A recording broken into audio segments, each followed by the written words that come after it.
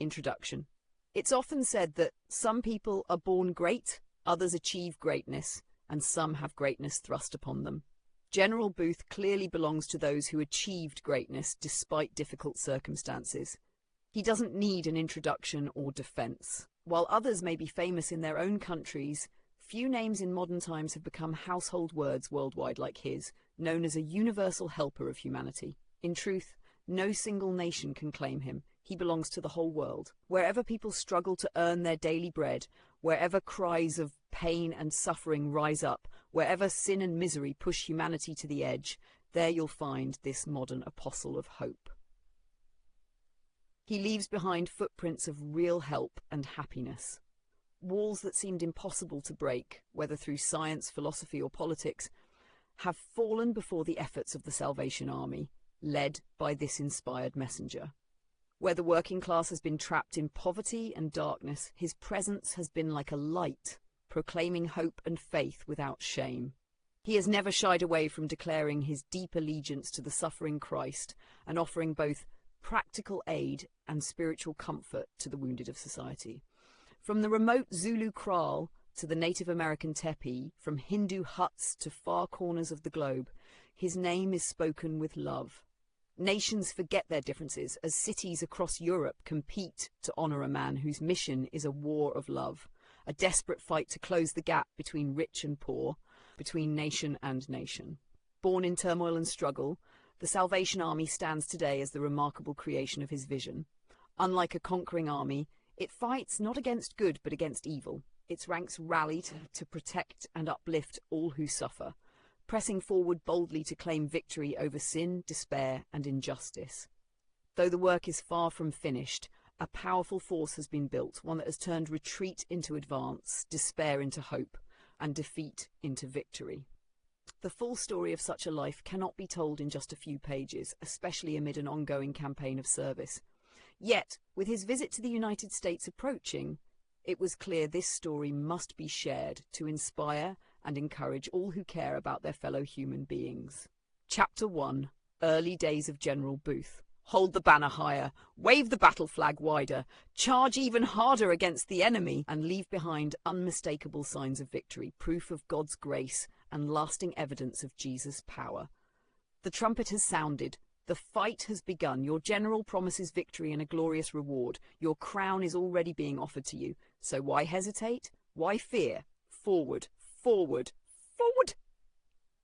These bold, almost prophetic words came from a 20-year-old William Booth in one of his earliest letters to a close friend. He never imagined these words would one day inspire thousands.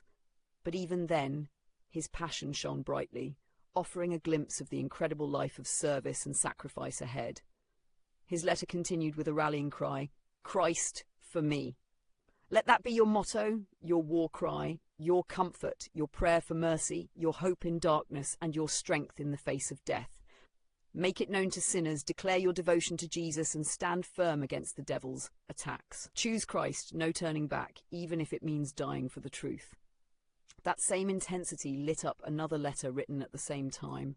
Mercy, have you heard that word? Have you felt its power? Mercy, can you explain its deep, mysterious meaning?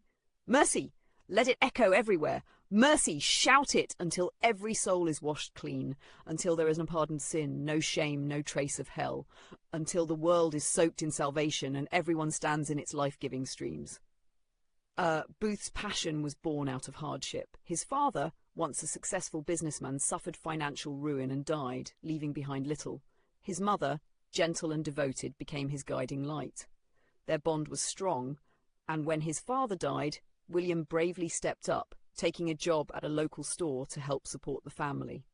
Raised in the Church of England when spiritual rebirth was rarely spoken of, he began attending a Wesleyan chapel at 15.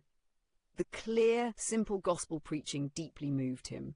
He gave his life to Christ, joined the church, and quickly became one of its most active and passionate members. Nottingham, the first battlefields. In the rough neighbourhoods of Nottingham, William Booth took his first steps into what would become Salvation Army warfare.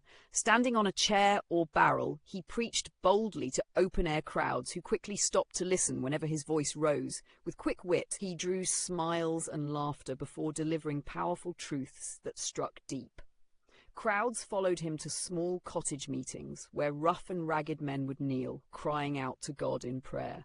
Booth showed early leadership, gathering the most passionate young men around him. Their meetings soon overflowed, and they marched through the streets, singing hymns loudly, drawing attention to their cause. Though respected church members disapproved and pushed them to the back pews, Booth and his miniature army refused to lose heart.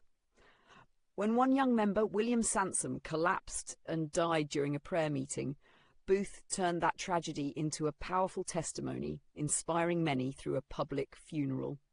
These early years were a training ground where Booth practiced nearly every kind of ministry that would later define the Salvation Army. Despite working long hours at the store, he devoted every spare moment to preaching, prayer meetings, and caring for the sick and dying. Sundays were filled with long walks to distant villages to preach, often returning alone through dark, muddy fields. He sang hymns to keep his spirits strong late into the night. A close companion, his future wife, would later advise gently, "Don't stay up singing until midnight after a full day's work. God doesn't require that." But his passion couldn't be dimmed. By 17, his church recognized his gifts, appointing him a local preacher. 2 years later, his pastor urged him toward full-time ministry. But frail health and a doctor's grim warning that the strain could kill him within a year kept him from entering ministry formally for 4 more years. Yet his private ministry continued unabated, even as he moved from Nottingham to London. London and the call to ministry. In London, Booth's preaching gained attention, but also some criticism. One listener said, "There's too much gloom in your sermons."